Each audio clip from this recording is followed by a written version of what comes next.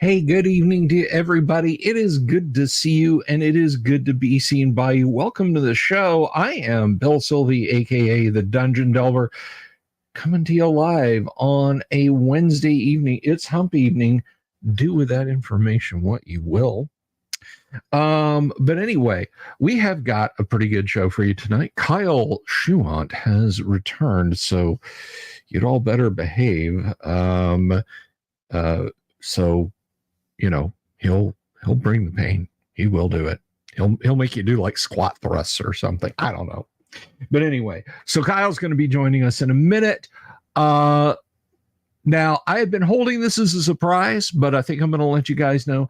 Tomorrow night in the house, we have got Heidi Gagas Garland and Eric Garland are going to be here talking about their Kickstarter, which is launching soon.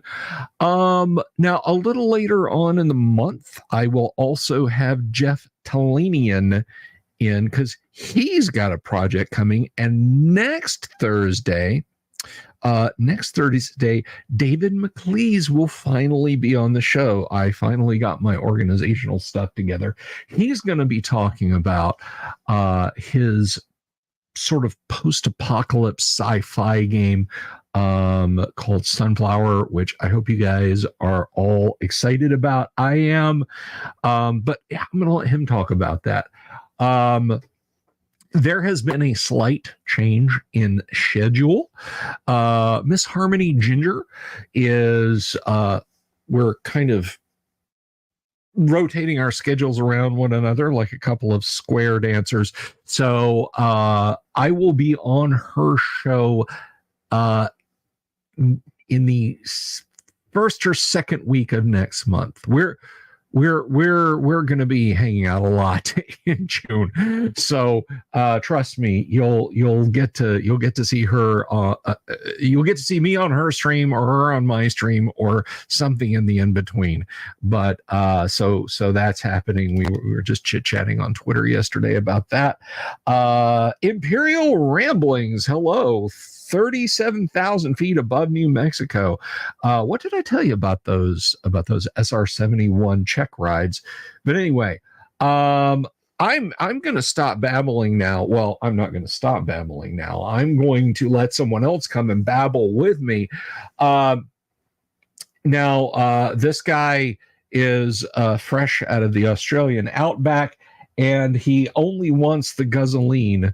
Just walk away. So everybody, please welcome the one and only Kyle Schuant, the Viking Hat GM. Kyle, how the hell are you, my friend? All right, but I don't think I could pull off the Lord Humongous's gear.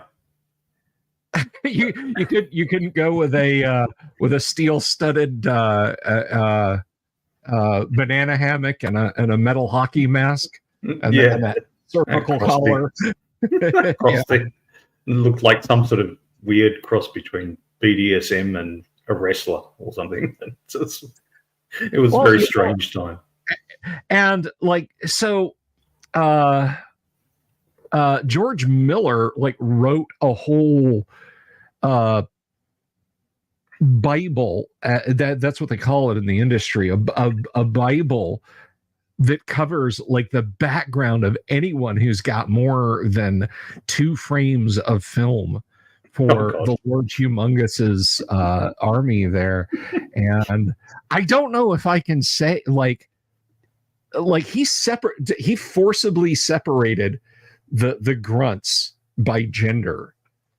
And I'm not kidding you. And the men, that part of his army, some of them were allowed to commingle, I guess, some of the commander types, but the men, and I'm not making this up, you can look this up, were called the smegma crazies.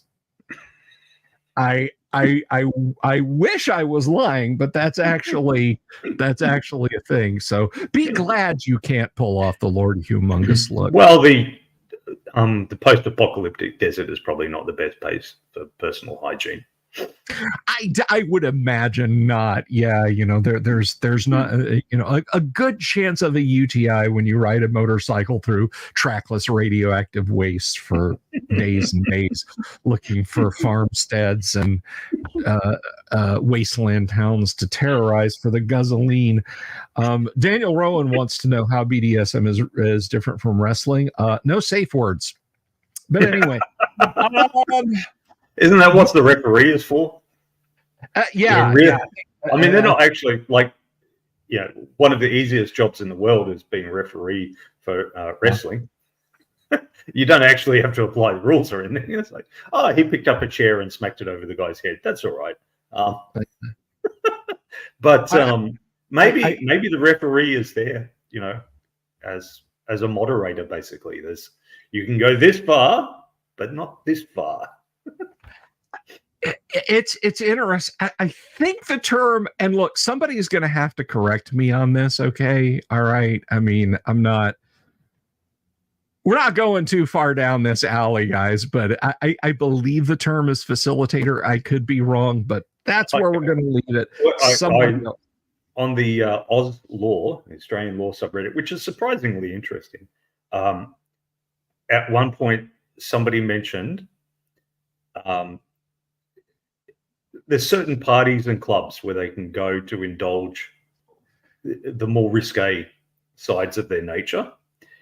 And somebody's comment was like, what about when you see someone who's quite senior in the law, like a chief justice or a king's counsel or something like that?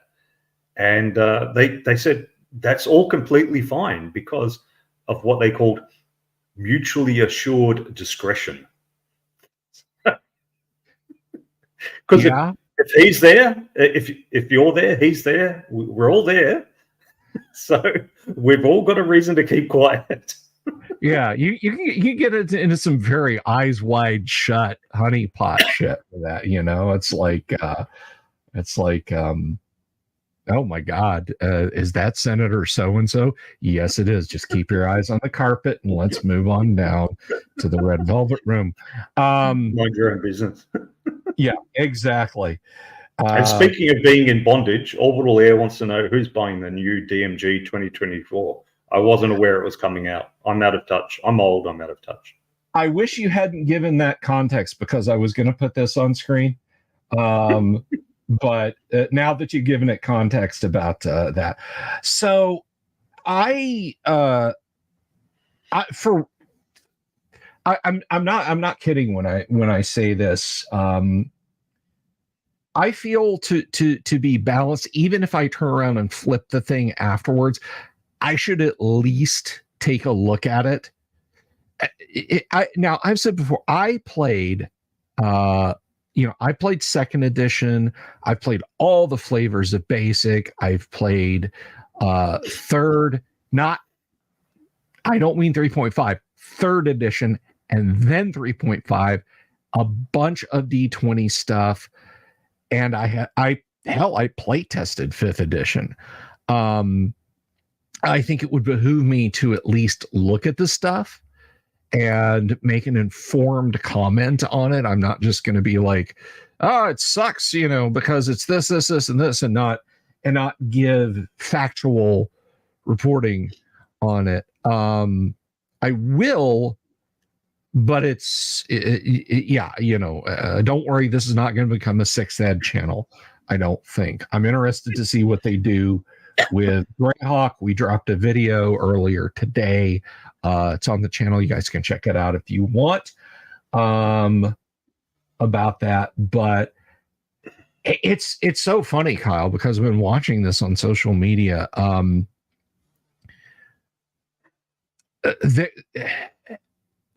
I guess that like the frontispiece of the new player's handbook, the art for the cover of the new player's handbook dropped. And the frontispiece is, at a glance, people thought it was all women.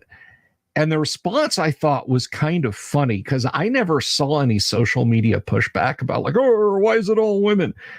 The pushback that I saw was people going, oh, I bet this is going to rile you grognards up, isn't it? And I'm like, no, I don't care for the art composition, but the 1E player's handbook is all men.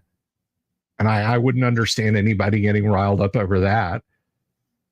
If the 6E player's handbook is all chicks, so what? Is that the most revolutionary thing the system is going to offer, that they've got women on the cover? Really? I mean, yeah, exactly. And it's not a fight I have a dog in. As I said on Twitter today, I am way more concerned about what they're going to do with Greyhawk than the cover of the new player's handbook. Which, as I found out as the day went on, people are like, no. This is this. That's like Strongheart the Paladin, a new imaging of Strongheart the Paladin from the toy line in the 80s and stuff like that. So it's not all women. I was like, fine. Whether it is or isn't, it doesn't impact me really at all. But I don't have, again, I don't have a dog in the fight. I want to see what they're gonna unleash on Greyhawk, which I know that's not in your wheelhouse because you never used a pre-made campaign setting. Like women on the cover, though. I mean, once again, we go back to it's not that revolutionary. This is RuneQuest, the first, like 1978, and then later editions. Here's a woman as the sole warrior. Yeah, on the cover. Fighting, and there's no mistaking that. I should point that out. There's no going back and saying, surprise, that question you had 40 years ago, this is actually a dude. Yeah, no. And it's not even really chainmail bikini stuff. It's just the feminine equivalent of the Bronze era. I mean, because RuneQuest, not a lot of people know these days, but the original RuneQuest was meant to be kind of Bronze Age stuff, intersection of Bronze Age, Iron Age stuff. So she's dressed like the initial one, she's dressed like a Greek warrior there. I mean, the Greek warriors, they would sometimes have the guy's abdominal muscles, drawn out in the plate armor. So it's logical that if you had a female warrior, that she would have the breast drawn out in the armor. And also, I think she might want a bit of extra protection there because being smacked there really hurts them. The next one is a little bit different. It's obviously by a slightly less skilled artist, and the warrior has got skinnier.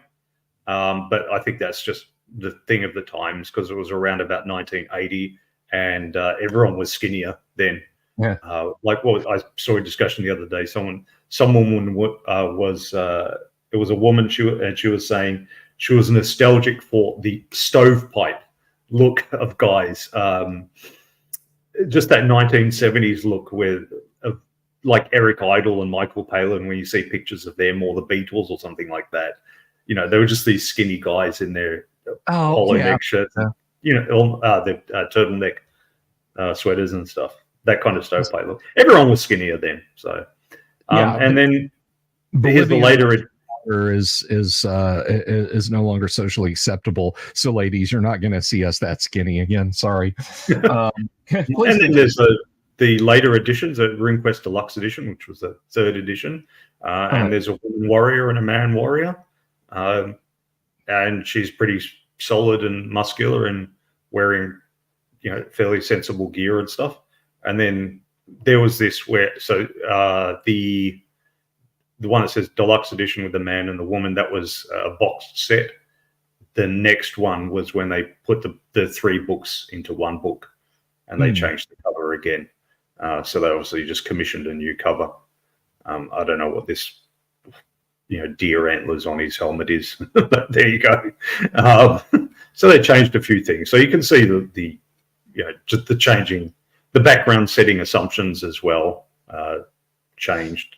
From being in the earlier editions a bit more generic, the later editions there was more this sort of, like if you look at these little things around the stairs, you go, hang on, are we going to Tecumseh or what?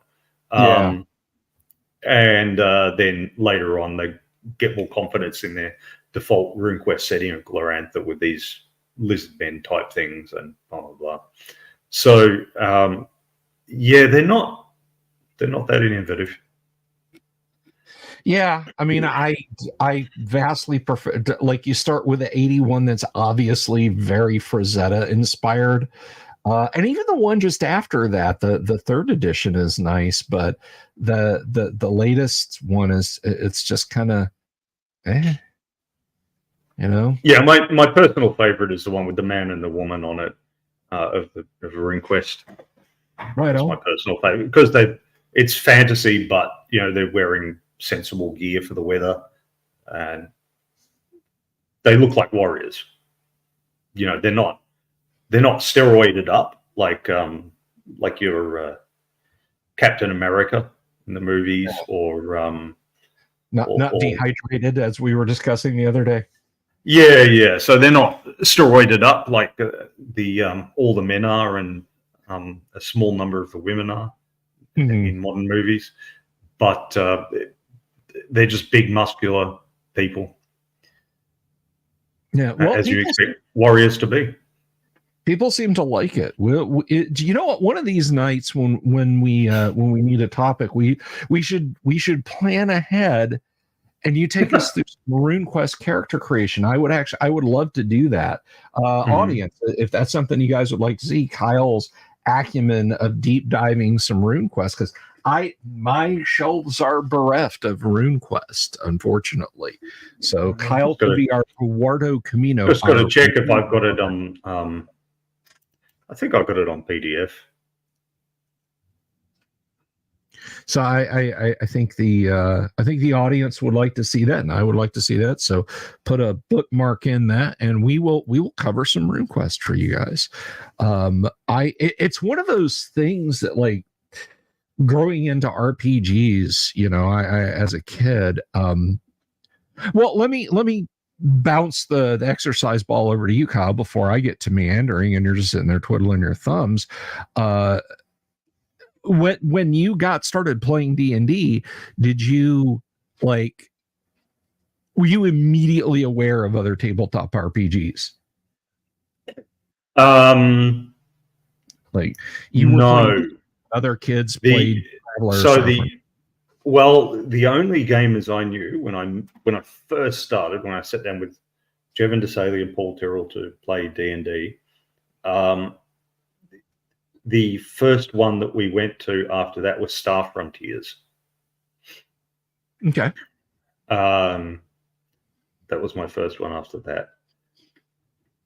After that, I had a year or two without gaming, but I started visiting Mind Games and Minotaur in the city, and get a bit more going on. And so I sort of started becoming more distantly aware.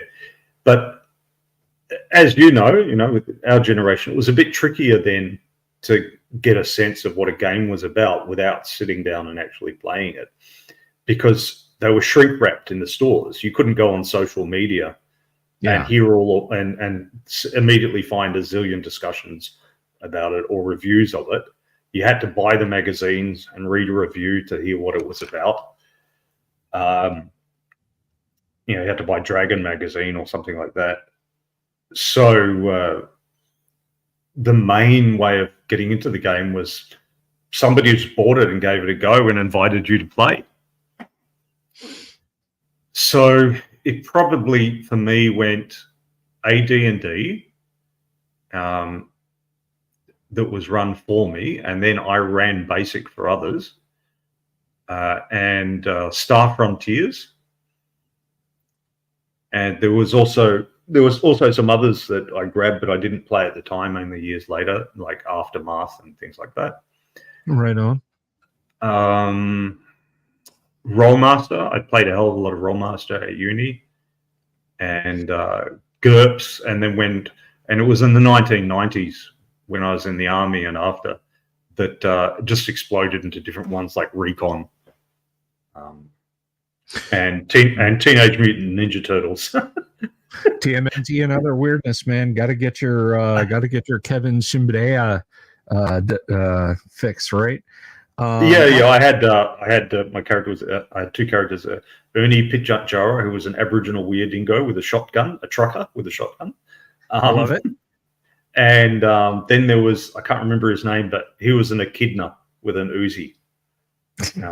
And to fight people, he could just roll on them and spike them with his spikes. I think it's a Morrissey song. Echidna with an Uzi, oh no, it's serious. That's awesome.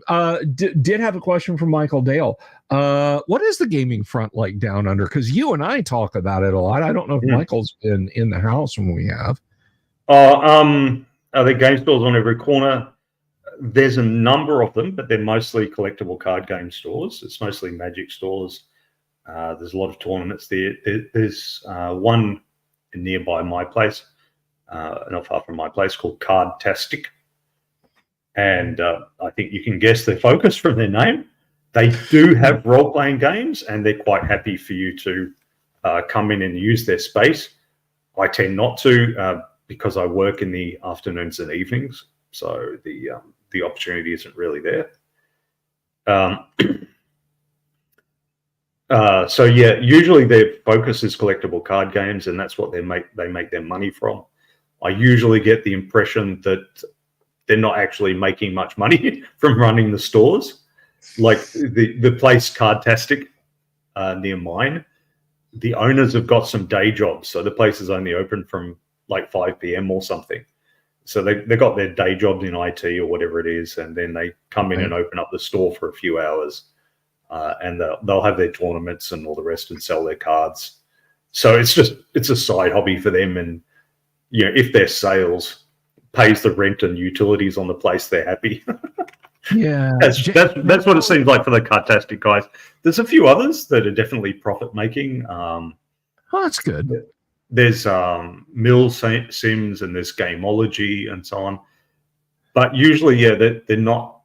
I don't know of any that just do role-playing games.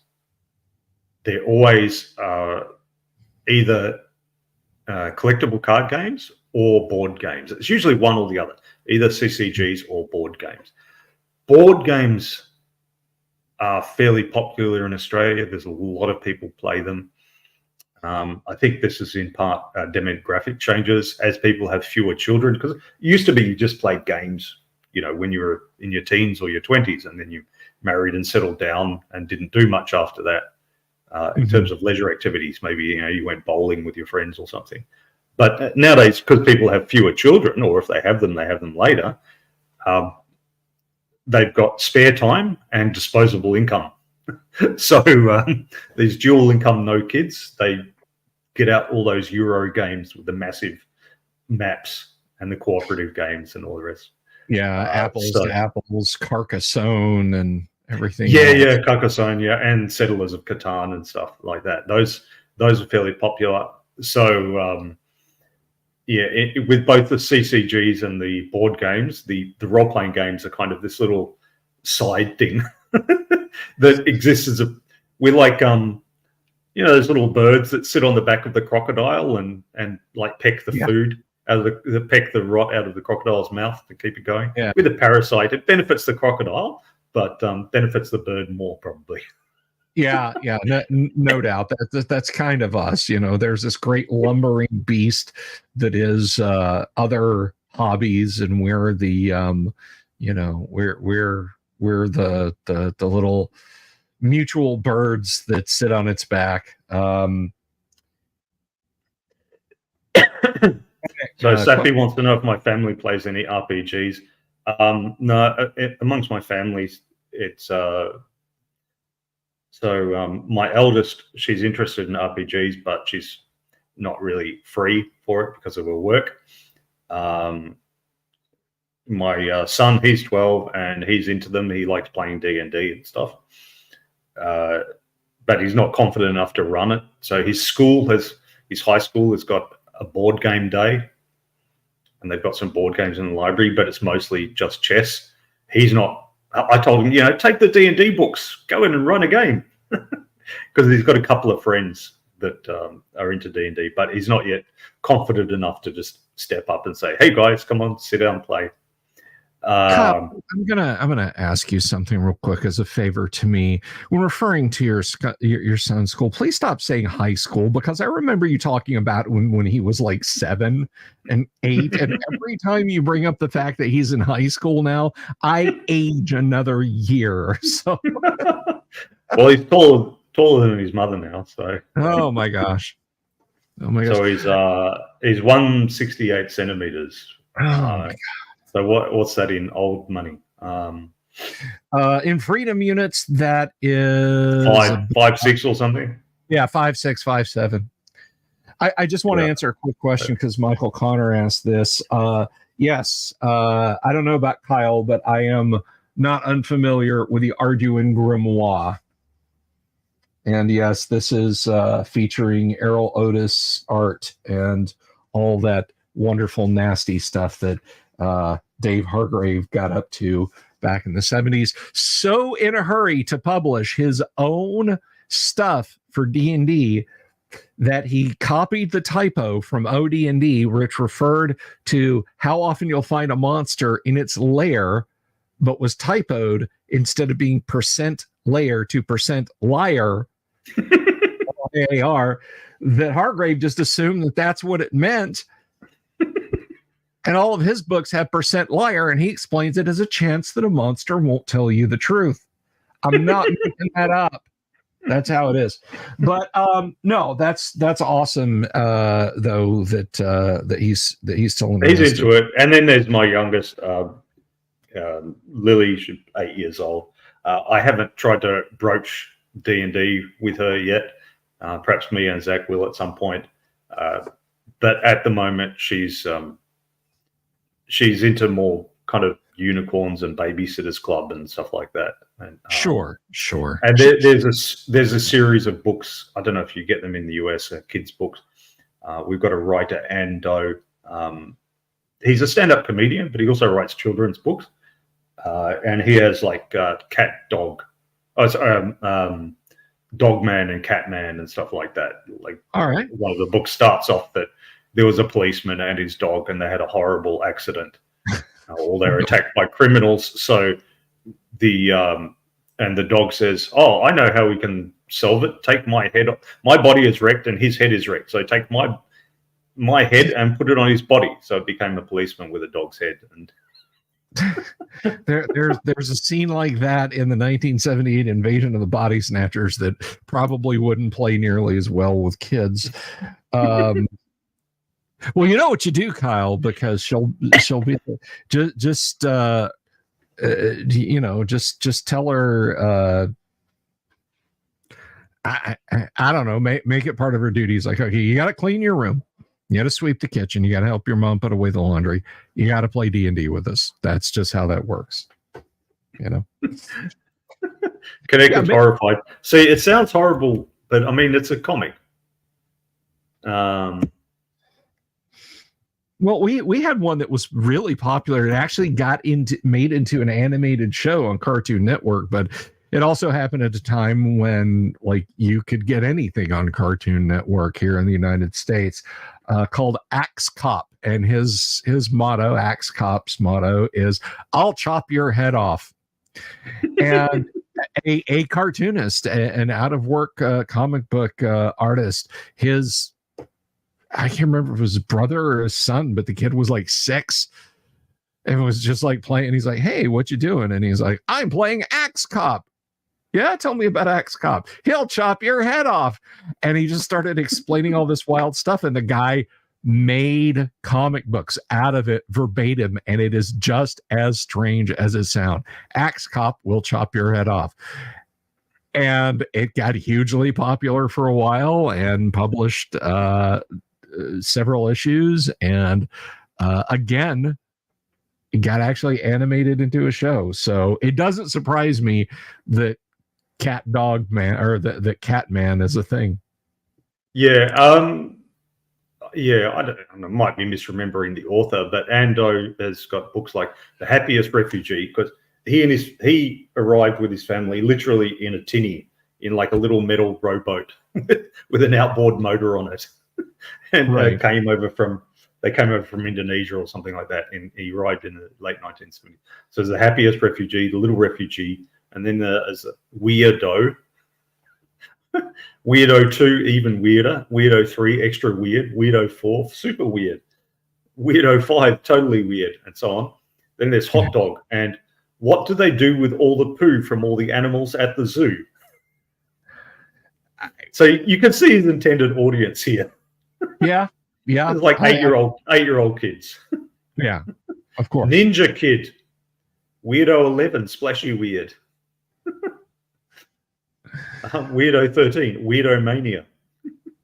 And the Secret Cave, the Traitor, Legends Unite, and so on. So, well, hey, anything with secret caves, you get her a copy of that, man. You know, that's your gateway right there. Yeah, well, I don't know. So Zach started, where he started with gaming, he just played somebody's War Dog. Because, he wasn't really up to like all the social interactions and the role playing and that, but he wanted to fight. So, the rest of us were gaming, and he just played somebody's War Dog. He went ahead and he sniffed around, and so I just said, "Oh, he's too light to set off the traps." He spots when there's the wire traps and stuff, and goes around them, and he'd come sniffing back and. Was there a trap? Ruff, ruff. And then he'd attack and, bite the kobolds and things. And he enjoyed that. So maybe she could start like that. That sounds like a perfect entry point. Plopper Knight says he worked at a gamekeeper store that was owned by Watsy back. I remember those. One went out of business, actually, in a local mall. But yeah, GW actually ran RPG stores, and I still have it, of course. I've never gotten rid of a single piece of Dwarven Forge, and I never will. But I'm just making it harder on my kids and potential grandkids in the future. Oh God, just take it out to the curb. Why did he keep all this crap? Yeah, no, we were there when they were closing, and we must have left with like 75%. We probably left with 2 full shopping bags of miniature paints and as much Dwarven Forge as we could afford that day, because the stuff was 50 and 75% off because they were shutting down. But said get 20 to 25 kids with a $20 or $2 per hand asking to buy Pokemon cards, then they drop $60 or $80 on cardboard. Yikes. Wow.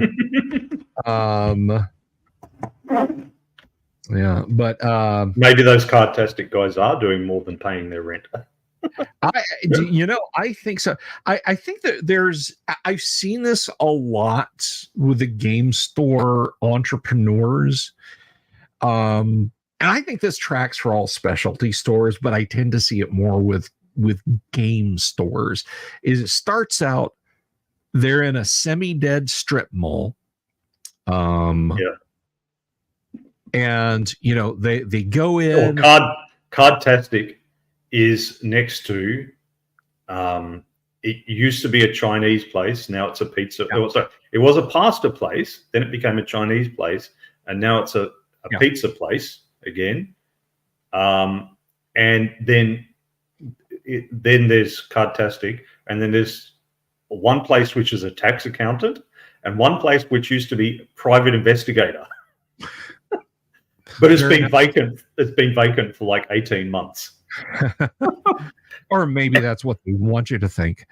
Well, I mean, it's completely empty. You can see the windows, and it's leased up. And I don't know what they investigated. I never had cause to go in and hire myself a private investigator.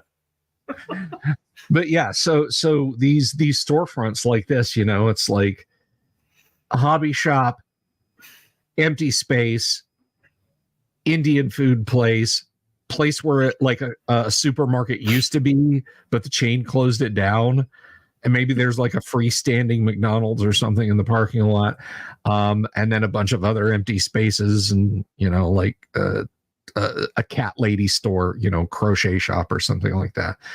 And the hobby shop will go through this cycle. It opens up, it's really popular. Yay, we have an FLGS. People show up to play Warhammer with all the figures that they already have at home. So the shop gets to sell baggies of snacks and cans of soda and the occasional bottle of glue when somebody drops their miniature and breaks it and they need to fix it. But they go through and they do okay for a couple months. And then you drive by, you're like, hey, it's a bank holiday. I got a Monday off. I'm going to go check out that new game store. And it's closed. It's not closed down, but you see their new hours are now like, oh, we're not open Monday. And we're only open for a half a day on Tuesday. And we're closed Wednesday. But Thursday and Friday, we're open all day. And Saturday, we're open 1 to 10 on Saturday. And then you see those hours eventually just start chopping down. And then, the next time you look, the shop is gone. Because they came in and, they had a successful run. They had that investment money. They got a bunch of GW crap on the shelves. They got a bunch of rule books and game science dice, the little dice cubes. They got a nice rack of those and some paints. And then all your customers realize that they could just order online and that shop closes. That seems to be the life cycle, unfortunately. But that happened even before all the online stuff, though. Yeah. Oh no, definitely before all the online stuff. But stores, like the thing is that the role playing and the miniature stuff is really only, like we said, it's the parasitic bird on the back of the crocodile. It's just not. I wouldn't know the exact numbers, but it's quite obvious. It's just not going to be ongoing money like the collectible card games. The individual packs are not that expensive. When you add it up, what you spend over your CCG career, it's expensive. But the individual packs aren't that expensive. So it's like getting McDonald's or something. It's any individual meal is quite cheap. When you add up all that you spend, you're like, whoa. And right now, at least here in the States, I would sharply doubt that any individual meal is cheap for McDonald's. It's like $6 if I wanted to buy food for all of us at McDonald's, and I don't. But that's I know what you mean. But just relatively speaking, in terms of purchases that people could make, it's relatively cheap. And then there's the board game stores where the individual things are quite expensive. Like, there are $150 board games and that. And people don't buy them often, but they pay a lot of money when they do. So the stores can rely on either of those. But the role-playing game books, you buy your 2 or 3 books, and then you never buy anything again. In the old days, that we still went through modules and that, but they obviously decided that it wasn't worth it. Yeah. A quote unquote module now from Wizards of the Coast is an adventure path, and it's a friggin' $60 hardback. But back in the day, it was 3 books at I think it started out with I have a true first print monster manual up here, and I've showed this off before. But this is one of my prides and joys. This is so old, it has the TSR lizard logo on it, not the wizard logo, but the lizard man logo. But this has got a price sticker on it. And this price sticker on that is $9.99.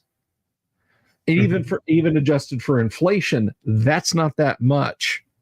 So this was $9.99. The player's handbook when it came out was probably, well, you know what? We can look in the back and look at the prices. Player's handbook. Oh, it's marked as a future release. That's how new or that's how old this is. The player's handbook is still listed as a future release. But so you had to figure it was $9.99 or $14.99. And I know for a fact I paid $15 because I had to save up for it for my Dungeon Master's Guide when I bought it when I was a kid. And then a module was $4 maybe. But a pack of graph paper was 99 cents in the school supply section. So Michael says that we have AFK taverns where you can have a beer, some bar food, and play RPGs and board games. Not a bad idea. Yep, we have a number of those here in Melbourne as well. So there's one in the city called Fortress Melbourne. And that's basically, so there's a tavern. And so you can have your booze and gaming, and they have all the VR stuff, obviously. So there's that, and then they have so they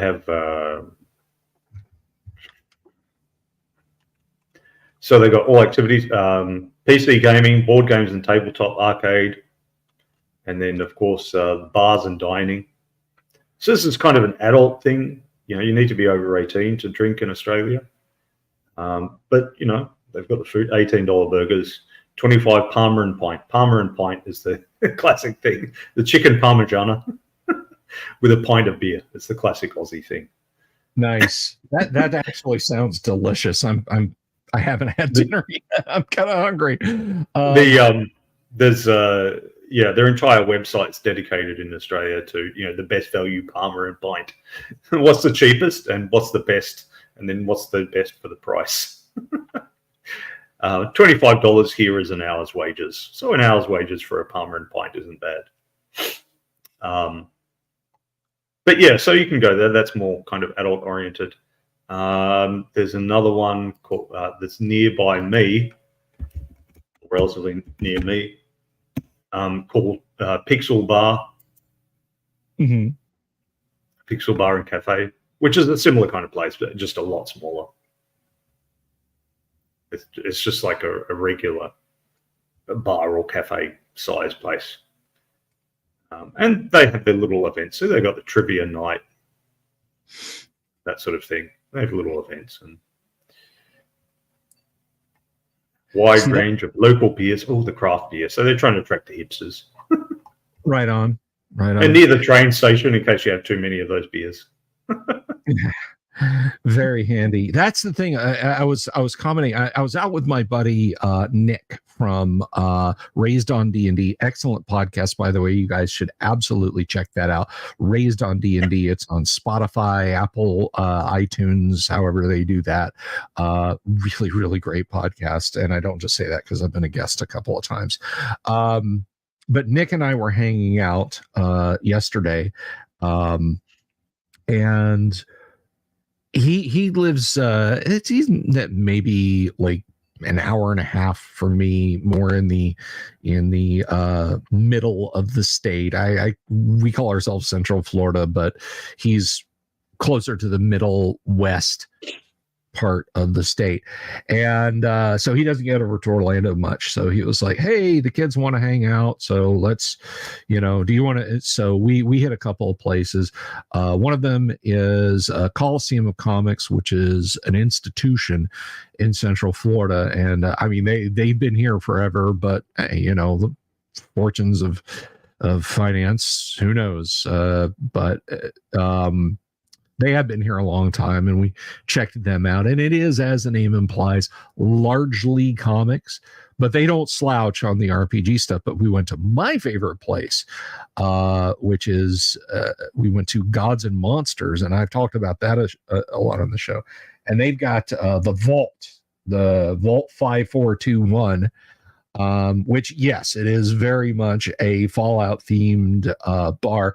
They don't have a grill, though. They don't have a license to cook, and given the amount of space that they don't have, that doesn't surprise me. But yeah, it's cider, beer, wine, sake, hard spirits. But they've got barcade stuff going on, and Just a few things in there. We can check that out. You get some go-go dancers in the cage. They generally have a pretty good time, kind of doing a sort of a cosplay kind of thing going on in there, and it's a lot of fun. It's very similar to something like that, but yeah, unfortunately, no grub. So Stephanie asked if I visited these establishments. Yeah, of course I have. I just don't go regularly to these things because currently my work is Sunday all day, though I have Sunday evenings free, and then Monday through Friday afternoons and evenings. Some afternoons, but every evening, Monday through Thursday. Friday night is family dinner. Saturday night is my one-on-one time with my wife. And so that really just leaves Sunday night that I could do things. And usually these places close early on a Sunday night because most people aren't out sinking a bunch of beers and stuff on a Sunday night because they have to get up on Monday morning to go to work. So, the best regular gaming times really are, in my past experience, are like a Sunday afternoon, because Saturdays, people tend to go shopping or they have family barbecues, that sort of thing. Mm-hmm. Either a Sunday afternoon or a weeknight, and usually something like a Wednesday night, because earlier in the week people tend not to go out, and then later in the week they go out. They go out to restaurants or to restaurants with their spouse or to dinner with their family or something like that, or drinks with their friends. So for gaming, it's kind of my experience anyway here is like something like a Sunday afternoon or an early part of the weeknight. And those times are busy for me. So I've missed out, unfortunately.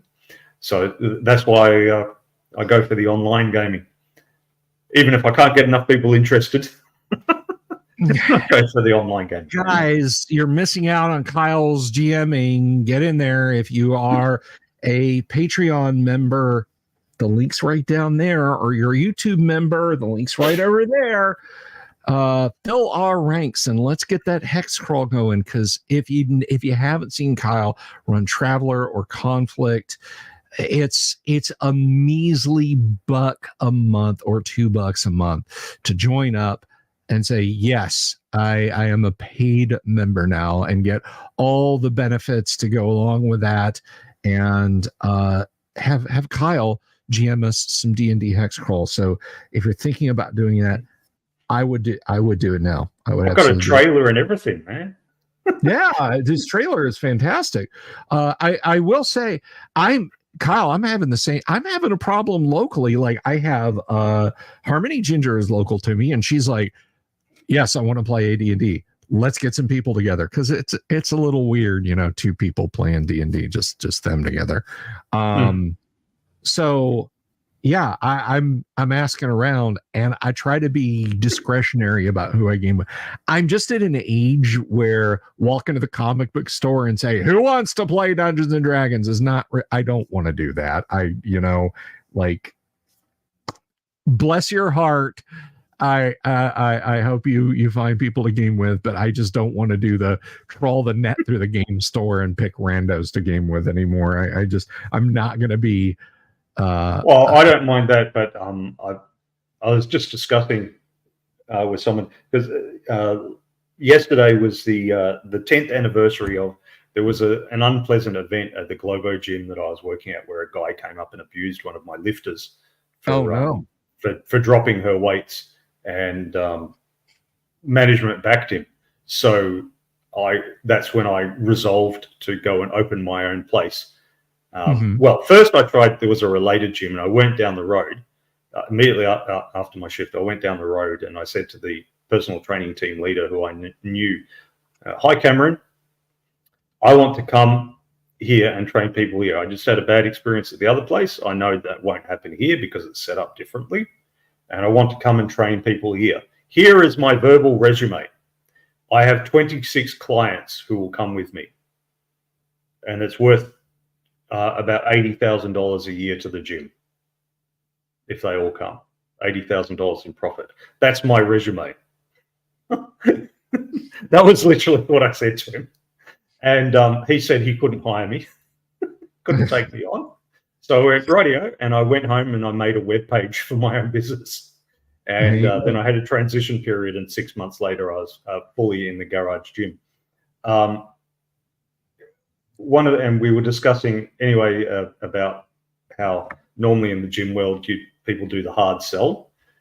I remember one guy in a seminar gave the example, like when you're trying to sell somebody personal training, or what are the objections that they come up with? And one of the trainers at the seminar said, I've heard, I'm saving for a holiday response. Mm-hmm. Do you want to look good for your holiday? It's like, do you want to slap, man? So I've never been into the hard sell. I'm more into the soft sell. It's just like, here we are. This is what we do. If you want to wander in and join us, awesome. So I never went through the comic book store and said, hey, guys, who wants to play? But I'd get one. I'd put up on the bookstore webpage, we're going to have an open game table. This is what we're going to play D&D, play Traveller, whatever. And I usually get one or two friends who are already new join up. And then I just put up we'd have a little sign, and people just wandered up and asked to join in. It was a soft sell approach. So that worked. I didn't just wander around and go up to other people's game tables and you go, hey, what are you doing playing 3rd edition? Come play some real D&D.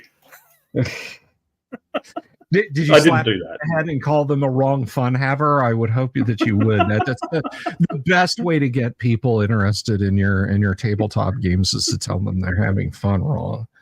Well, they are, but I'm not going to tell them that.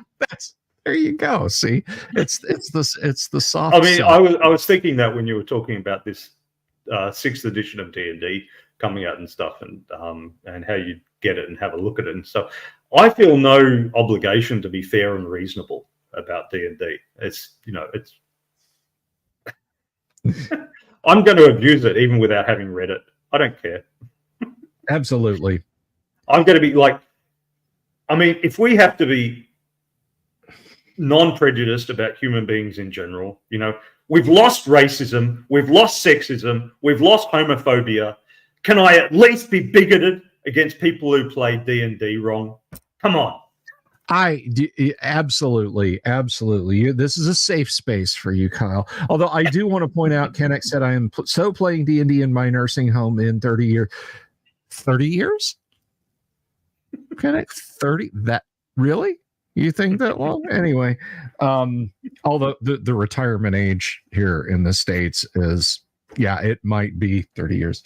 Yeah, I can't wait till I can retire at 92 and enjoy the last 11 minutes of my life. Just kick back and, relax for maybe a half an hour. Well, let's give them an example of a trailer of how to have fun right. The trailer for how to have fun right. Let's see it.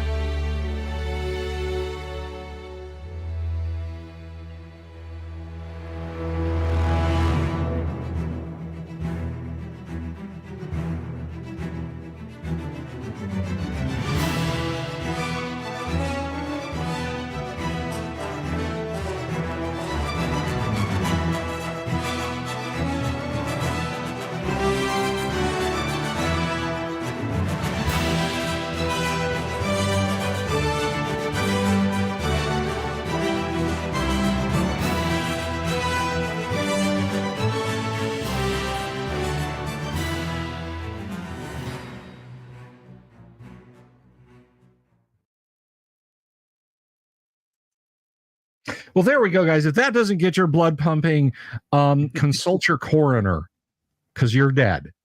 I'm already signed up for it, and I know Lord Coron, I think, has signed up for it. So He got is. two right there. We've got two right there. We just need, a few more. So again, if you're supporting the show on Patreon or via YouTube memberships, 4 players in all. 4 players. We need 4 players in all. So sign up for that. Doc Flamingo, hello, good to see you. But I was gonna mention something spicy. Oh yeah. Just it's weird though trying to get back into local tabletop gaming. I don't feel like I feel like it's been so long since I've done face to face that, like, wasn't it a con or a special event?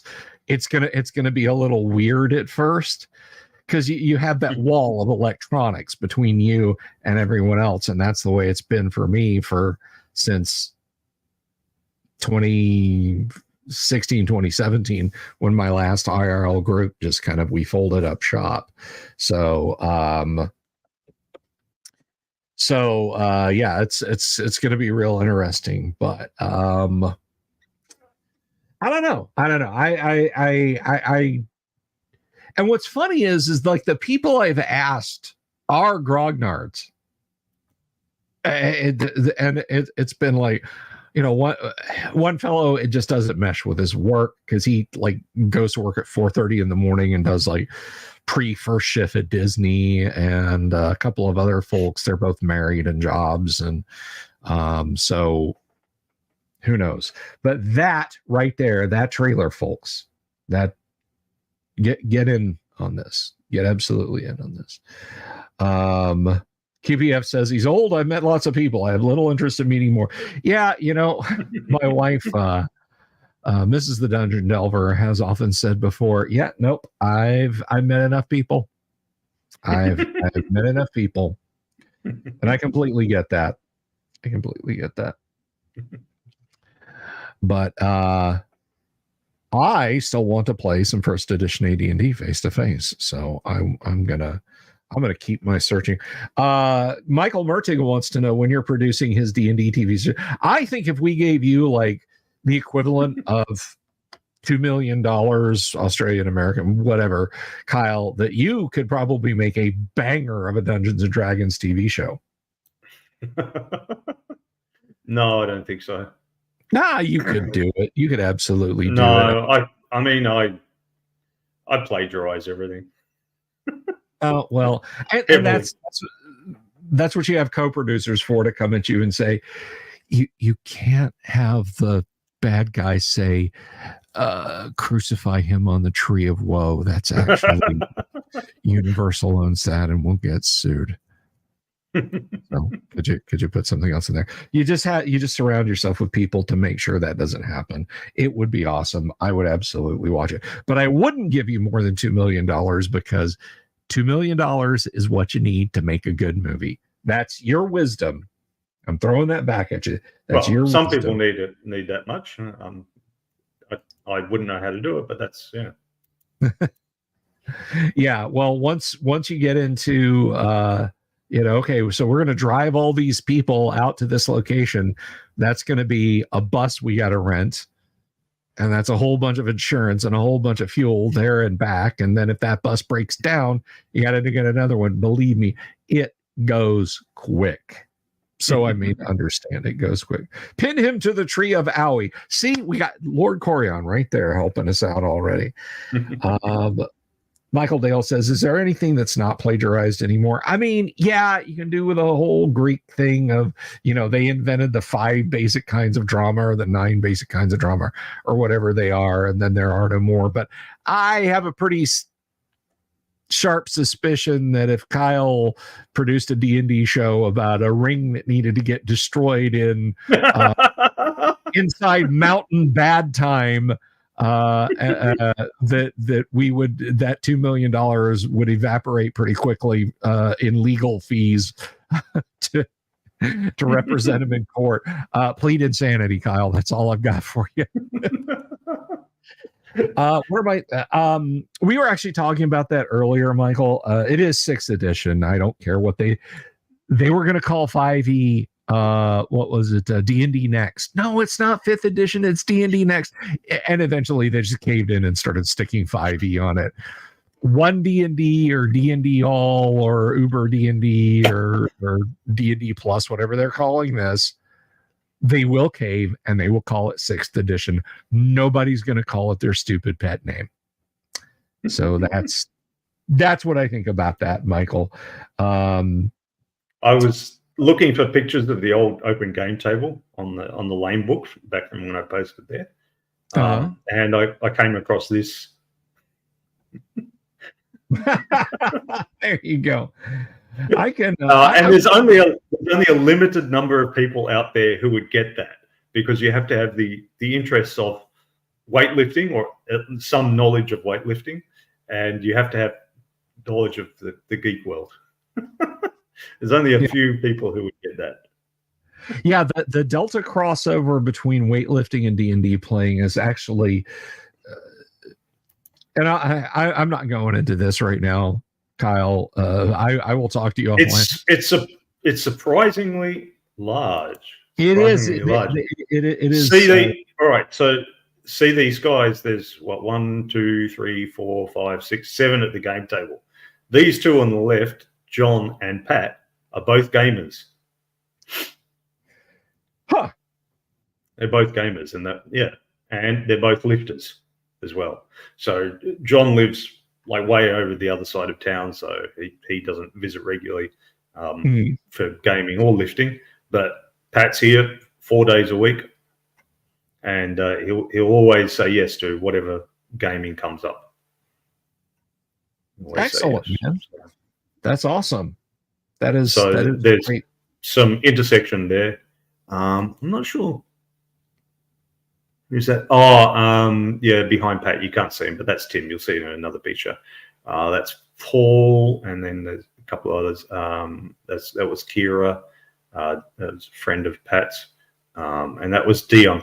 Dion was the guy who'd been studying orbital mechanics, so he had lots to say about how I was doing Traveller. I can imagine. Yeah, that didn't win him friends and influence people. He's the guy, because you remember we've talked about that in Traveller, like trying to play gotcha games with a DM, where you're like, "Hey DM, what's the resonance of this planet?" And your response is, "Do you know?" Then it's not important for your character to know. But that's the guy that would say, "Yes, I do. What is it?" You down. Yeah, and I'm fairly sure this was a D&D session. So it was Daniel, Pat. I'm not sure who's between. And then there was another guy who was just this young guy who wandered in from the other game tables. There's John again, Kira, Paul again, and Tim. So you see, there's 8 people at that game table. Nice. And John is the only. He was the only one, and John and Pat are the only ones that I knew. Daniel I knew before, but they all came through that game club. That was Good Games. Good Games closed down. It was they had this place in the Central Business District, and their lease came up for a renewal, and the landlord wanted to up the rent. This was March 2020. And they said, no, this is not a good time to up the rent. They didn't know we were going to face 2 years of border closures and lockdowns, but it still didn't seem like it was a really great time to be paying extra rent. They could see that there would be some somewhat constrained business circumstances going on for at least a little while. So they declined and they closed down, unfortunately. But that was a great place to go in between. You can see in the background there, all the card games, all the CCGs, boxes and boxes of stuff. Yep. On the other side, behind the camera person, me, was board games.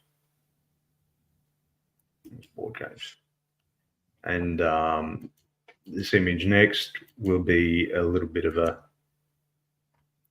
view of bit better view of the game store as a whole.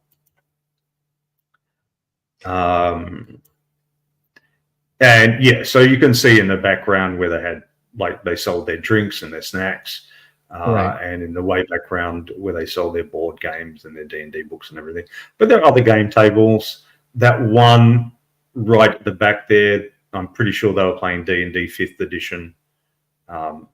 As I've said many times before, whatever we have to say about D&D, later editions, that Adventurers League thing they had was really good at getting game groups together. Well, that is all AD&D on the table there, right in the front shot. Is that your stuff? Yeah, okay. That's my stuff. So this is my table. That was my game table with all AD&D. And they've got 5th edition on a table in the background, and the table in between, they're just playing some board game. Might have been Blood Bowl or something. I can't remember. It was some board game. So what am I seeing in the distant back? The blue-shirted guy. I see lots of bookshelves. The blue-shirted guy is one of the staff members. Okay. And all those bookshelves, yeah, they just had board games and things. Okay. All right. Yeah, that tracks. That looks to make sense. Yeah, so I think that was board games, and then over on the middle right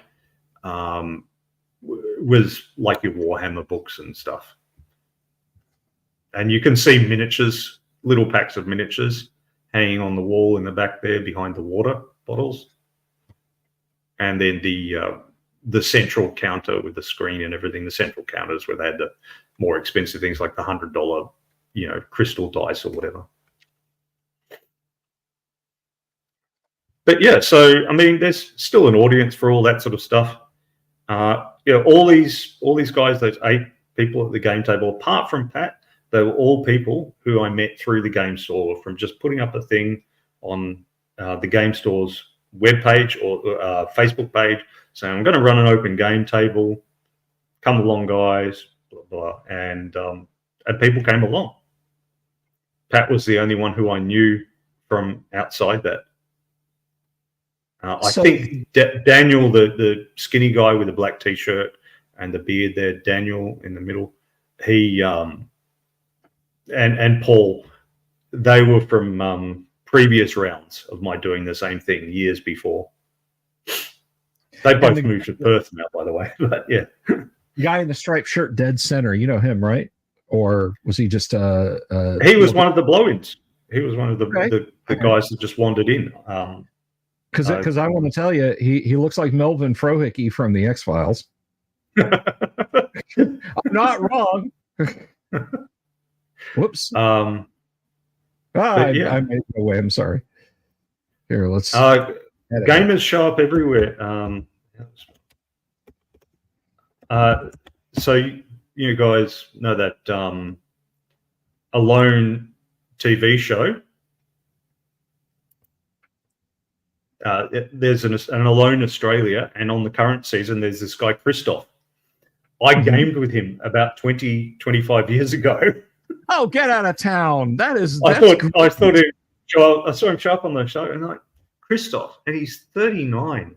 That sounds about right, because when I gamed with him, he was in like late high school, early uni, something like that. He was like 17 to 20, something like that. And he was in Mark's GURPS group. He's 49, it says here. 42, he says here. And last I saw it said he was 39. Anyway, and I thought, he looks familiar. He looks very familiar. Plus that bizarre spelling, that Polish spelling. I can never remember that. His family was Polish, and he lived out somewhere near the shopping centre. Blah blah blah. It doesn't say that he played D&D, but it does say this Polish Australian aquaculturalist is a jack of all trades and master of quite a few. Raised in a Polish refugee family with a rich history of rebellion and resilience in his genes, Christoph has always enjoyed thinking outside the box and cultivating niche interests like stone, metal, and leatherwork, as well as medieval combat. And I'm like, yes, that's definitely a gamer, even if it's not the gamer. So I went looking in my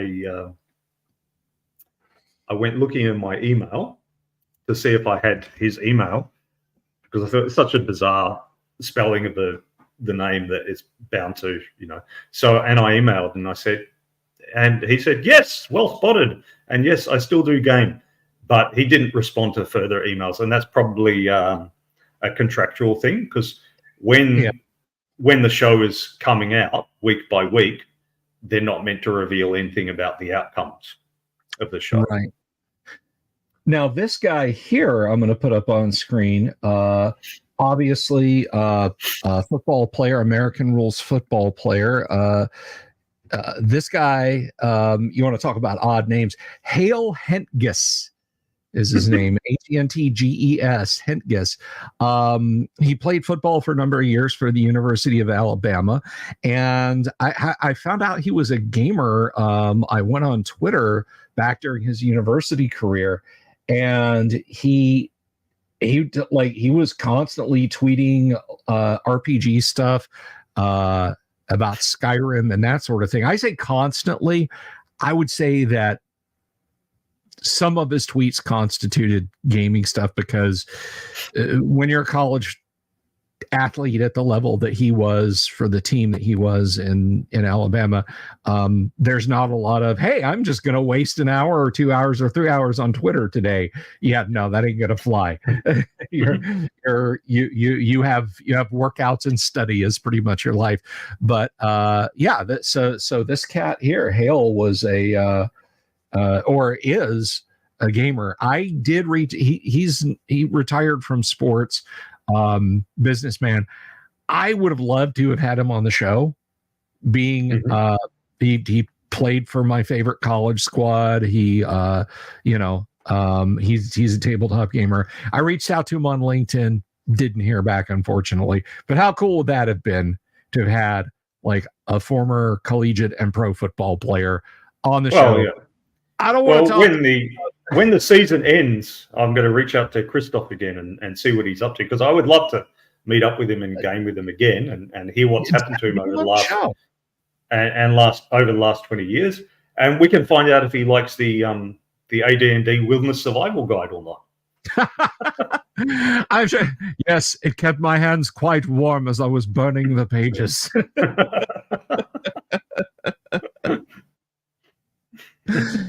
By the way, Daniel Rowan, you are objectively incorrect. The greatest SNL commercial is Old Glory Robot Insurance. But I get it if you don't know the skit. But yes, the Old Glory Robot Insurance, which I unfortunately can't show, or we'll get a copyright strike. But anyway, so let's say I don't want to have missed any questions. I'm going to scroll back a little bit. The Riddle of Steel. Oh, Doc Flamingo says the Riddle of Steel is a lot to start out with. You should ease into it with a brain teaser of zinc. What are pennies made of, boy? Copper and no, the other orangish shiny metal, zinc. That is the answer. Contemplate this in the slightly uncomfortable divan of unhappiness. And you just slowly work up to the Riddle of Steel. You go through your lightweight, easily pliable and worked metals and work towards the Riddle of Steel and the crucifixion. It helps people out a little bit.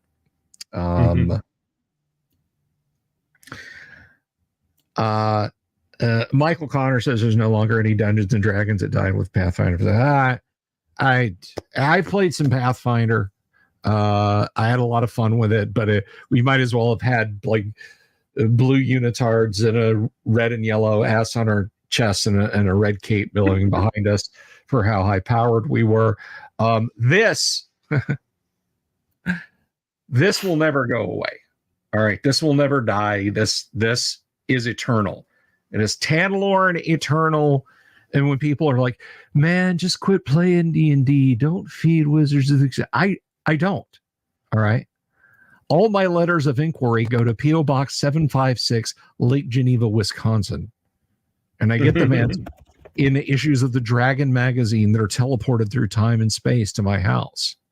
So when people say D&D is dead, I get it. I get what you mean. But I'm not going to quit playing D&D. I'm not promoting Wizards of the Coast by playing first edition or original D&D or basic, and neither are you by playing first edition, original, basic, even second edition. You're not promulgating Wizards of the Coast. So is it dead to you now? That's fine. But I'm not going to go, well, I'm just going to go play DCC now because I don't like Wizards of the Coast. They had nothing to do with this. They had nothing to do with this. And that's why you own your books, boys and girls. So you don't wake up one morning and find pages reinserted and sensitivity reads done on your documents and everything else. Doc Flamingo is correct. That is objectively correct. You're still a bad person if you play 2E. Not as bad as if you play 4E, though. Yes. But I mean, does anyone? It's got to be the only one that doesn't have a clone of it. I have heard of one guy that worked on a 4E clone, but I don't really, I don't really know. Well, there's somebody who does a clone of everything. Some individual, like there's that guy on the RPG side, David Johansson or whatever, and he's like working on a clone of GURPS, but he's been doing it for like 15 years. That's very, very, very odd.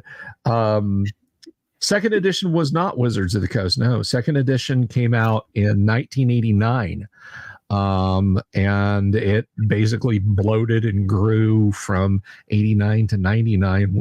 Wizards of the Coast bought TSR in 98, but they kept 2E going for a little while they were developing 3E, which, if it seems like it came out pretty quick, it's because third edition D&D is literally just Ars Magica married to the 3D6 characteristic system of D&D. That's all it is. Anyway, look, MCDM is looking to be a 4. Oh yeah, that I don't care about him or his little efforts. Best of luck to him. Ooh, wow. Sorry, I'm just looking. I'm old and don't care. Yeah, as well you shouldn't. But yeah, MCDM is somebody's 4E. I have and I care less and less every time I bring it up. But anyhow, let's see. For the old commercials, I just don't want to have missed any comments or questions or anything like that. Well, how about you, Kyle? What's coming up gaming-wise in the future? You seem to have a rich and vibrant gaming layout in front of you. So what are you doing for tabletop? Like I said, I mean, I've just got the online stuff that I can do. I've got heaps of games on my shelf, and I've got lots of time during the day, but most people have jobs and stuff. So, I've got a job, but it's afternoons and evenings. So, right. Well, I just meant, were you going out to do to any of the Geek Pub or the meetups at the store? No, like I said, because they're the evenings. Oh, okay. All right. Working. I'm in that frosty now at the moment, frosty and dusty garage, watching people squat. So. Oh yeah, it's fall and it's getting chilly for you down there. Yeah, I mean they're all right after their first one or two warm-up sets. They're all right, but I'm cold. It's chilly just watching people lift. That's what the schnapps is for. We've discussed exactly. Exactly, but I tend to have the schnapps towards the end of the session. like if you have it at the end of the session, then you'll celebrate and you share it with everyone. You're celebrating their hard work, or give them a shot before they go and attempt a heavy deadlift or something. Whereas if I have it at the start of the session by myself, it's just a bit sad. They come in, they start exercising, and I'm just knocking back schnapps. Yeah. Wow, Coach Kyle is taking his time on that bottle of water. Damn straight. It's like the old thing I heard. Supposedly wine extends people's lifespan a bit and it's a bit healthier or whatever. And one guy's comment was, I think it's like in the classic Mediterranean diet, I think it's not really the alcohol, it's that they're having it with friends. There's a difference between having a bottle of wine shared at the table with this big meal with some veggie soup and some nice crusty bread and that, and drinking and laughing with all your friends, and sitting at home alone on a Friday night watching TV with a bottle of wine. Yeah. You crack open a bottle of Muscatel in front of WWE on a Wednesday evening. That's a lot different from, hey, let me put on a silk shirt and some black slacks, and we'll go hang out with some friends and have a glass or two. Yeah, it's like reminded. More in the training world, the saying is the beginning and end of all nutrition questions is, what did you have for breakfast? Right? Because if they had something decent for breakfast, the rest of their day was probably all right. And if they had something terrible for breakfast, the rest of the day was probably awful. My favorite answer was a couple of VBs. Oh, God. Yikes. Where does the guy go from that? That's what he said for breakfast. I don't know. I would the first summer out of high school when all my peers went off to college, it was like, well, we're gonna go check this out, and I was like, I'm gonna take the summer and the first semester of the fall off. So that's what I did, and everybody else was gone, so I didn't see any of my peers again. But it was very much that Jim Morrison lifestyle that first summer after high school. Woke up this morning, got myself a beer. I did pretty good food wise though. I did do pretty good food wise though today. I had beef Szechuan for breakfast. It's Michael says you did say that Gary had plans for a 2E but didn't know what they actually were. Maybe he knows something. So Gary's plans for 2E, and he mentioned it to me, and he's mentioned this to a few people. You can find it out on the web. It takes a little bit of digging, but basically he was going to collapse Deities and Demigods, the Monster Manual 2, and Fiend Folio, and the Dungeon Master's Guide into a single 300 or 400 page volume, and the Player's Handbook would be separate. Psionics would probably have gone or been radically altered. That was my understanding of his implication. Now, a lot of people, and I am included amongst that group, really disagree with post Gygax TSR's decision to remove the assassin as a playable class. Yes, I know they added it back later in kits in the 90s when the blue hairs moved over to rap and heavy metal as their nemesis. But Gary likely would have either ditched the assassin altogether or made it an NPC only class. And speaking of classes, I believe he had the Jester, the Mountebank, the Savant, and the Hunter were new classes he was going to bring in. What they would have constituted, I don't know. All I can think of the savant is maybe like an adventuring sage, someone who could maybe identify and read magic and comprehend languages a bit easier than druid, cleric, illusionist, or magic user could. So I don't I don't know beyond that. I mean, if there were ever any notes, they were so ephemeral that Gary didn't think them worth mentioning, or they were destroyed by TSR and Gary simply put it out of his mind.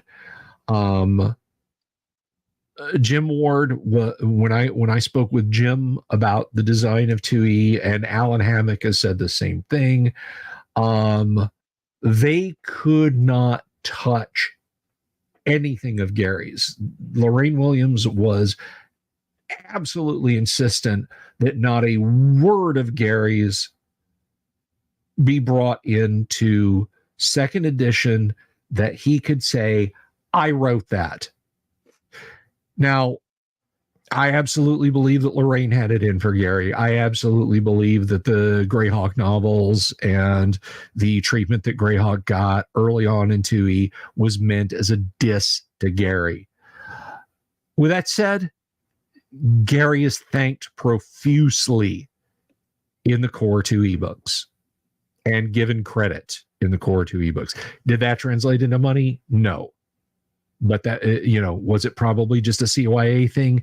Yes. So make of that what you will, guys. Michael asked me, did they have some of those class? No, they did not. No, none of what Gary had planned for 2E, except insofar as he was going to revamp 1E, ever made it to public view. He knew that somewhere down the line, he would have to start tightening things up and expanding things in the direction that he perceived the game was going to go, but none of it ever came to fruition. I'm sorry, Kyle, would you like to add anything to that? I've been running my mouth for like 10 minutes nonstop. I would not have a clue where Gary Gygax intended to take 2E. And I don't think he needed to take it anywhere. But you know me, I'm a big believer in constraints. I think all sorts of things kind of fall off the rails when they get too big. Sure. The same applies in my professional world as in my hobby world. I saw a great article the other day that talked about Planet Fitness, and they analyzed, okay, there's all these other gyms, and they say they can fit this many people in the gym at once. And so if you spread those people out, an hour workout over the 110 hours a week that the place is open, you can have this many members. But in fact, and then if they come 2 or 3 times a week, you can have a half or 1/3 as many members. Because if you've physically got space for 100 people and they're spread over 100 hours a week, then you can have, 10,000 people. Great. But if they do want to do 3 sessions a week each, now you can only have 3,000 people. And in fact, in practice, you don't have the same number of people on like Monday 10 a.m. as you do Monday 5 p.m., which is International Bench Press and Curl Day. So they looked at those numbers and then looked at the square footage of the places and said, they're obviously they have to be relying on the people not coming. And then they calculated what's the maximum number of people that could be coming. And while other gyms was like 35%, these guys, it was like 10%. So it's like their business model relies on people not coming. And that's why they can be cheap. And that's also why you can sign up instantly online, but in order to get out of it, the contract, you have to go in and talk to someone in person or mail them a letter and all this sort of nonsense. That's just their business model. But what's happened there is that they've expanded into a whole chain of franchises and that, and some sort of shenanigans is inevitable. If you get big enough, you're going to look at how can we maximize the profit. And there's going to be somebody who is so distant from the people who actually use that product or service that they don't actually give a damn about them. And they just sort of think, how if we make an extra 5 cents per widget, then that translates to an extra $1 million a year. Awesome. Even if that 5 cents per widget means that it breaks in 6 months instead of 2 years or whatever, they're going to do it. They're going to go ahead and do it because it's an extra $1 million a year. And they go, if it breaks more often, great, more people will buy it. Some people will get annoyed and go to a different product instead. But what fraction of people will get annoyed compared to what fraction of people will just buy the new product and so on? They start making calculations like that. So once you get to a certain size, shenanigans are inevitable. You're no longer giving as good a product or service. And I think it's not necessarily reliant on the character of those individual people. It's more simply the dynamics of a larger business. It's inevitably going to happen. And where the character of the people matters is really that if you don't have that ruthless character, you won't rise to that position. I think Gary Gygax was a person who could not have run $1 billion company because he wouldn't have made those sort of ruthless decisions. It wouldn't have become $1 billion, because he didn't have that in him. Whereas someone like your Lorraine Williams or your Cynthia Williams now, they do have that ruthlessness. Now, their decisions may or may not be smart, and they may or may not lead to making the billions of dollars that they hope for, but that's their mindset. They have the right mindset for that level. And it's similar with making movies. That's why the $200 million movies are just generic and reboots and copies and all the rest, because they have to be, because nobody's going to take a risk with $200 million and do something new and original. But if it's $2 million, then they might do something new and original, because for a film studio, $2 million, who cares? That's a rounding error for them.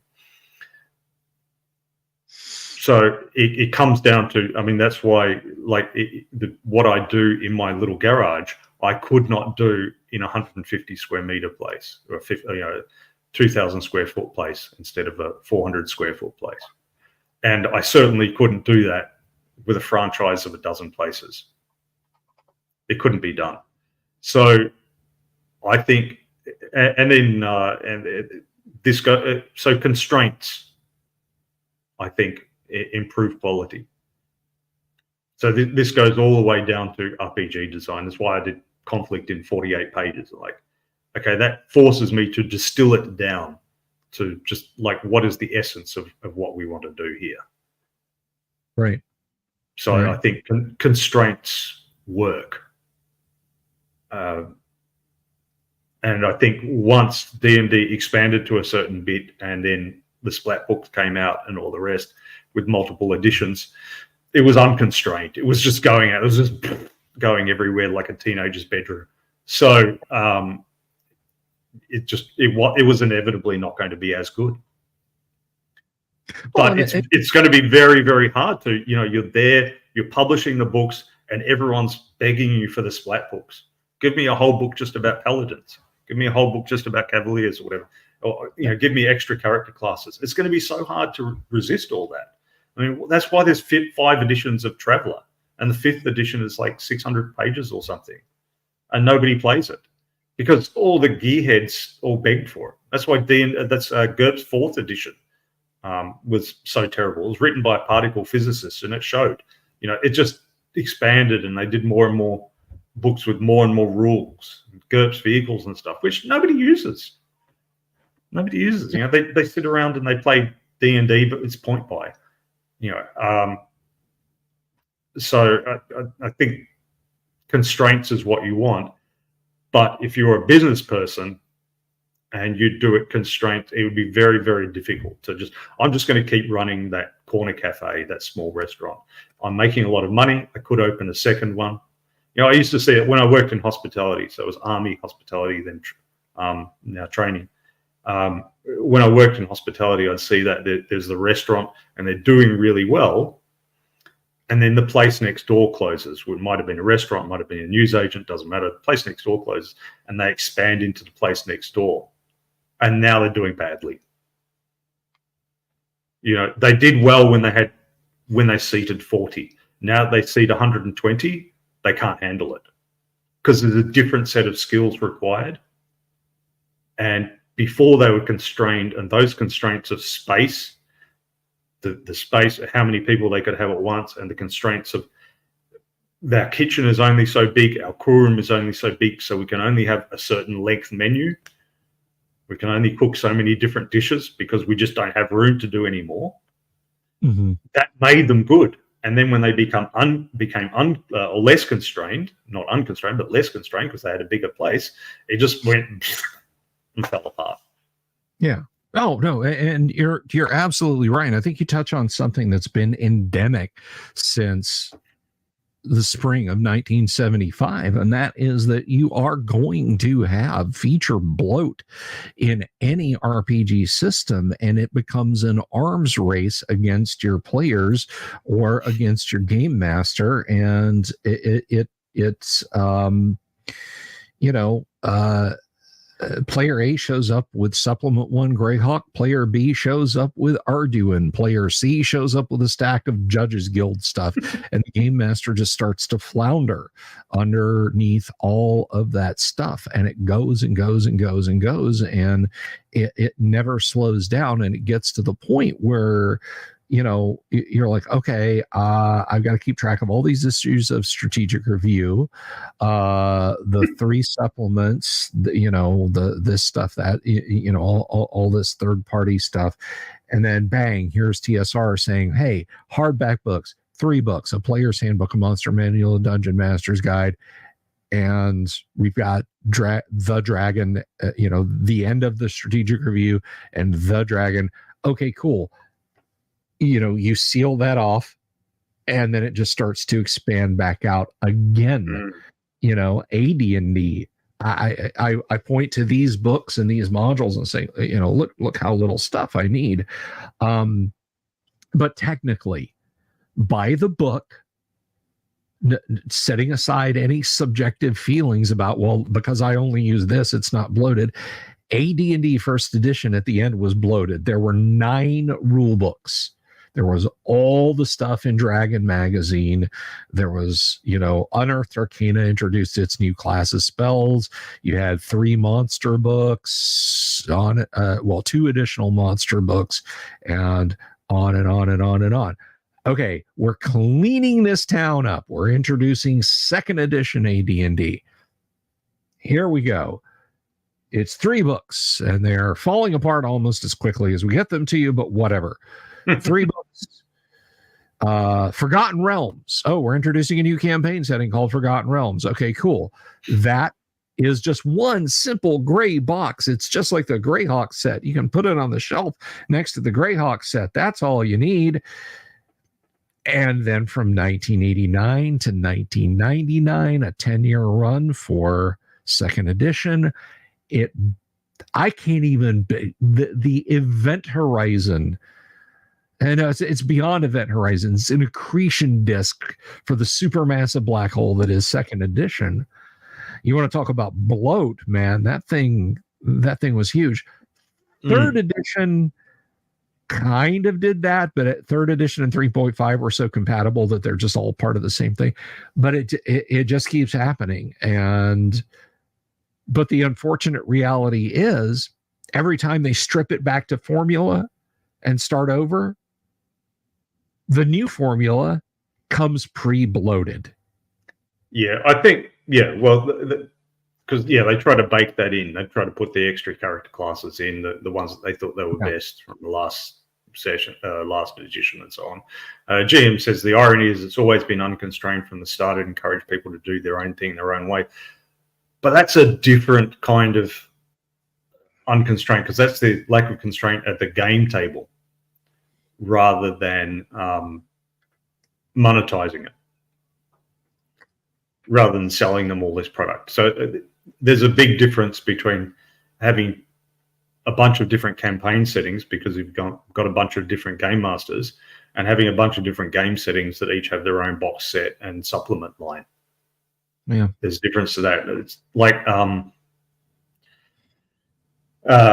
there was a discussion on I think it was a Traveller subreddit, and somebody was saying how, the thing about when it was just books 1 to 3, people felt free to, be pretty creative, and because you could do Star Trek, you could do Star Wars, you could do some hard science or whatever, because a lot of things weren't specified. Like the spacecraft had a power plant, but what was this power plant? Was it fusion? Was it matter, antimatter? Was it a fission power plant that you needed to, consider radiation for? Was it powered by magic pixie dust or, unobtainium or something? Who knew? That was up to you, So that was entirely up to you. But then once it got into past the books 1 to 3, they started putting more things in and got into the Third Imperium setting, and somebody's comment was, in principle, you can ignore all that setting stuff and still do your own thing, only focus on that. But you just naturally feel this pull to be true to this setting. If you accept any part of the setting, you feel this natural pull to accept all of the setting, especially because there might be players at the game table who have also read through the setting books. And then you get into the Tecumel problem, that you have this big, deep, immensely complicated setting, and you just have more and more details that you have to keep track of. Like, there was another discussion that somebody had, so in Traveller, for those who don't know, the faster than light engine is called a jump drive, and it takes you a week in game. And there's been all these elaborate arguments about why it's a week, and also why the star maps are 2-dimensional instead of 3-dimensional like reality and that. But I think the simple reason is they're 2-dimensional rather than 3-dimensional to limit the number of places that players can go in one game session. Because the reality is that we've got 120 stars within 20 light years of Earth or something insane like that. There's so many places that you can be going and jumping around to.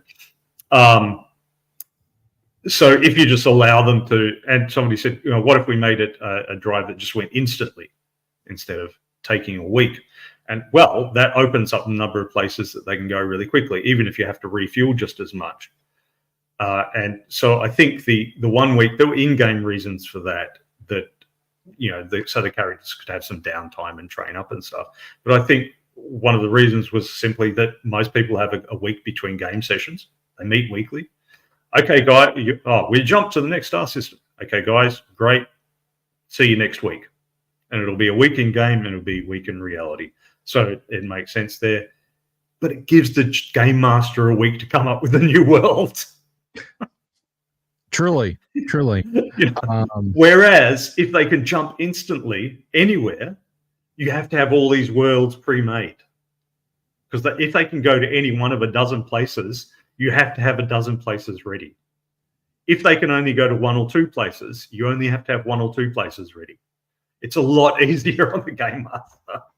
Okay. But if you have a pre-prepared setting and you have 500 game systems all written out in the book, great, you can use that. But then you kind of feel bound to that. So yes, it's always been unconstrained, but it might have been constrained by practical concerns, like you have to come up with the new games, the new solar system for them to go to, but not everyone's comfortable doing that all the time. Not everyone's feeling super creative every day. So there's naturally going to be a demand for those pre-prepared systems. And where there is a demand, supply will arise to fulfill that demand, and they'll put out the splat books. And then people feel bound to it. And then once the splat books come out, you've got different kinds of constraints, because now you have to be true to the Forgotten Realms. You have to be true to the Third Imperium. You have to be true to Tecumel. No, you can't have a machine gun in Tecumel. No. Right. No, you can't have a you can't have a fireball in what was it, Dark Sun or whatever. I can't remember. Anyway, Yeah, Dark Sun was the one where the planet was basically they hit peak magic and it wrecked the planet. So casting a spell is like a mega no. Yeah, but I mean, and if somebody else is setting, well, that's the rules of it, and you can change it, but then it changes everything else, and so that's what I said in the traveler discussion. Yeah, you can change that 1 week jump, but then it changes a whole bunch of other things too. All of because one of the assumptions of the setting is that you have that long travel time, therefore you can have these frontier worlds, therefore they can be a bit lawless. One of the reasons our modern world in the West is relatively lawful compared to earlier generations is that the cops are going to be there in 15 minutes. So you can't be adventurers just running and gunning everywhere. You can't get away with that, or it's really hard to, compared to trying to do it in the 18th century or whatever, where you could just go to the colonies and be forgotten. So that changes all those things, compared to like it takes 12 months. If it takes 12 months to find out that this colony has rebelled against the empire, then, and even if you ready the force to put them down instantly, it's going to be 2 years. By that time, the revolution is over and they won. Yeah. And that was have you ever read Forever War, Kyle? Yeah, a long time ago. Yeah, they would have that problem because they would travel at near relativistic speeds using black holes, supermassive black holes, to slingshot themselves to distant battlefields. And like, okay, we've got a tour that will last 6 weeks, an offensive, and then we zip back home, and my kids are now elderly. You're 6 weeks older, your kids are elderly, and the military could use that as a really good way to get you to re-up, because like there's nothing really left at home for you, is there? Well, my favorite historical example is the War of 1812, where there was a Battle of New Orleans, and they found out that the war had ended 3 months ago. Yeah, they just, hey, there's some British, let's attack them. There's some of those Yankee colonists, let's attack them. What do you mean the war ended 3 months ago? Oh my gosh, you talk about so you change the rules and you change a lot of things about the setting. If it's your own homebrew thing, then you don't worry too much about that. But if you've got this big prepared book or series of supplements, then you're a lot more worried about a domino effect when one of your, because there's bound to be someone at the game table who says, well, actually, if you change that, what that also means is, and then points out that you can now throw out half of your supplements. And so you start to feel bound to it. So I think, make up your own. So I'm with Orbital, had some comment about light and simple systems, and then you do your own thing on top of it. I like that. But, that's not how you make a multi-million-dollar game company. Yeah, exactly. I mean, I would make a comment about about a scriptwriter not having anything to work with. But in 2026, they're releasing a goddamn Lord of the Rings cinematic universe movie about the hunt for Gollum. Oh, gosh. It's 2 paragraphs in the White Council. Is Aragorn Gandalf talking about catching up with Gollum and shaking the truth out of 2 paragraphs? And this thing is going to be a bloated pair or trio of nearly 3-hour movies. So I will hold my tongue on any issue of Yeah, they couldn't, Greyhawk is just a little paragraph about each city or ruler or something like that. What could you do with that? Well, we know what that could be done in the hands of people, but yeah, no, I feel Well, I remember when they were making the movies, and a guy I was gaming with at the time, Russell, he said, "What? They're making a movie of Lord of the Rings? My God!" He said they could make a whole movie just of the Council of Elrond.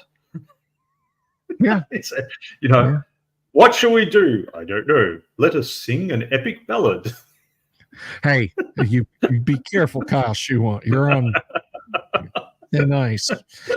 Anyway, but no, I run. He's just saying that there was a hell of a lot of material in there. So how would you make that into a movie? Good and then recovery. we found it was going to be a trilogy and then extended editions and director's cut. But yeah, no. So I run World of Greyhawk for my Monday night game, and I flipped hex locations on more than one occasion, not on purpose, of where, because I like running the classic modules. I have a lot of stuff that I put between them. There's months of overland travel. There's plenty of side adventures. I hex crawl, if you will, Kyle. But I do like to have the classic adventures. And on a couple of occasions, I had flipped the locations. Now, my buddy Alan Grohe is a Greyhawk scholar. He's talked to a lot of the guys who did editorial work on Greyhawk. Emailed back and forth with Gary specifically of it. I was more of a generalist with my relationship with Gary, but Alan was not afraid to pick Gary's brain and Rob Kuntz's brain about Greyhawk. And the first couple of times I did that, like after the game, after the Monday game, I kept Alan on the Discord call, and I said, "Dude, I screwed up. I've got this over in this mountain range, not in this mountain range." And he was like, "So what? it doesn't matter, Bill.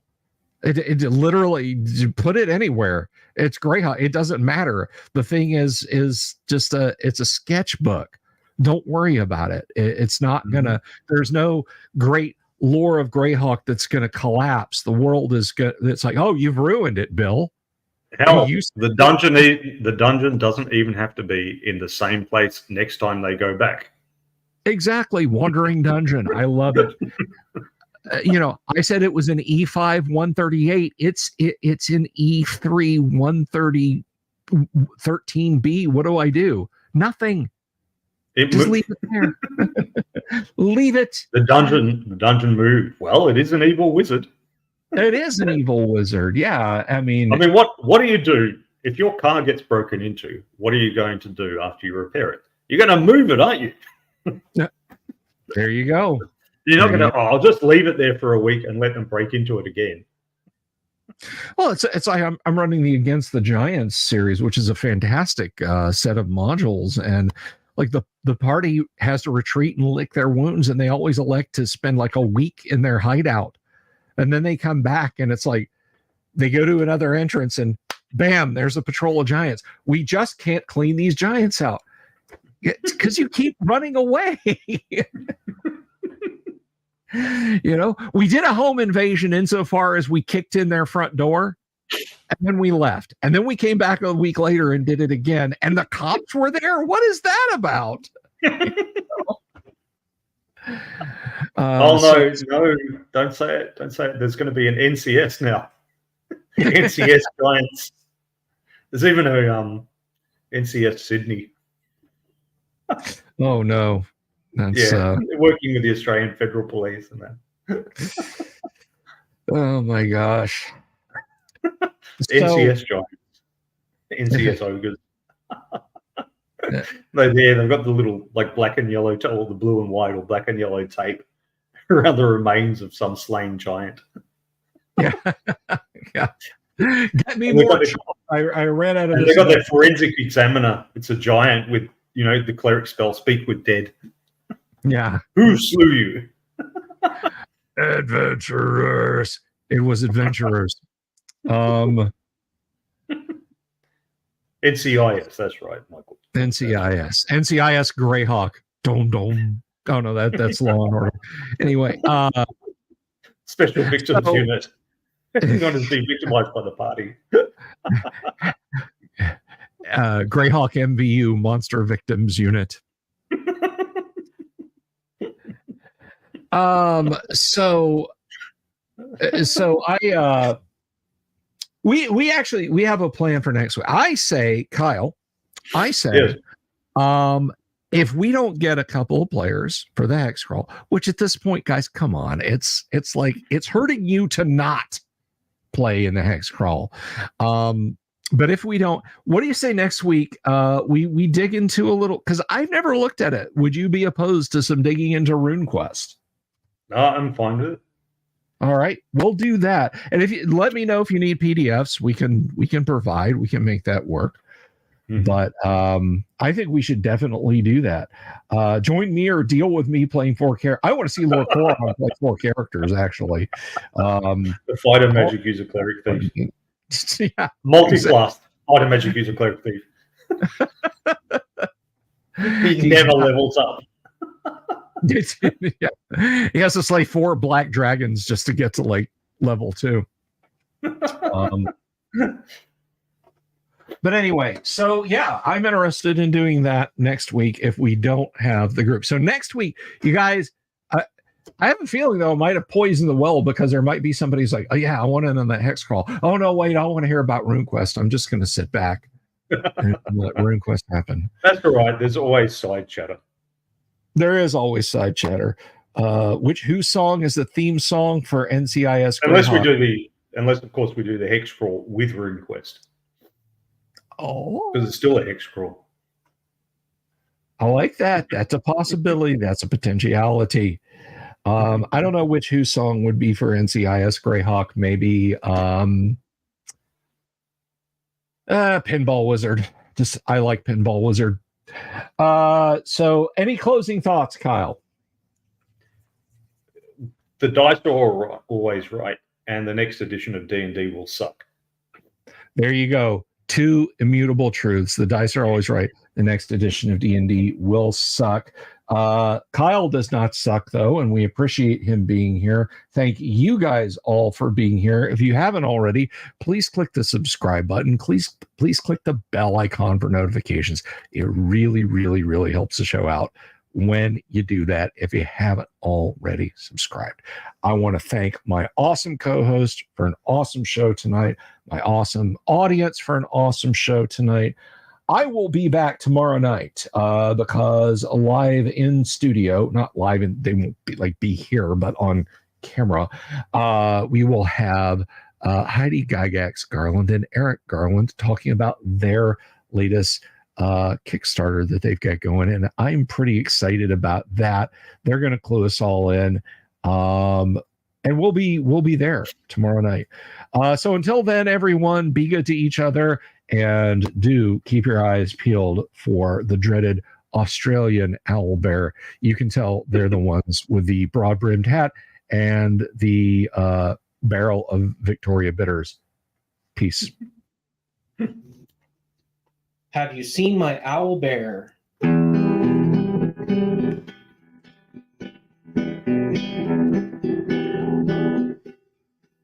It's to all the weirdos everywhere, in the woods and in the air.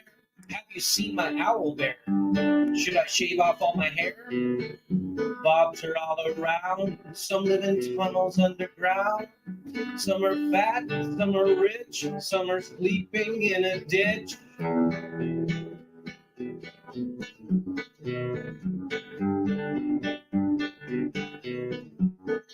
Can you ride a crooked horse without a saddle way off course? Naked as a toad, all the way to Smoky Joe's. Have you seen the little creep driving fast in this little green Jeep? He smells like fish and brandy, but his rotten teeth look dandy. Take me to the show, I don't care if fast or slow. From action fix to dancing fix, just take me to the show.